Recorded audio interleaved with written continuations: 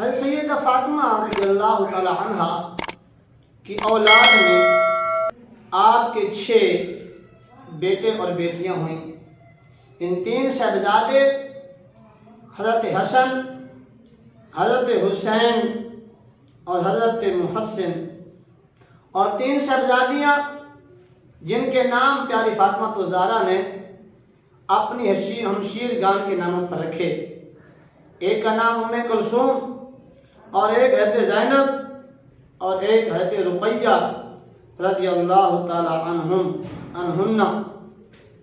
حضرت محسن اور حضرت رقیہ یہ آپ کے دونوں بچے بچپن میں ہی انتقال کر گئے تھے، اور ام کلثوم رضی اللہ تعالی عنہ کا نکاح پیارے علی نے حضرت عمر رضی اللہ تعالی عنہ امیر المومنین سے کر دیا، جن سے آپ کا ایک صاحبزادہ حضرت زید بن عمر اور ایک صاحبزادی حضرت رقیہ پیدا ہوئی، اور تیسری صاحبزادی حضرت زینب تھی، ان کا نکاح حضرت عبداللہ بن جعفر سے ہوا۔ نبی صلی اللہ علیہ وسلم کی اولاد کا سلسلہ حضرت سیدہ فاطمہ رضی اللہ تعالی عنہ کے صاحبزادگان سے جاری رہا اور جاری رہے گا۔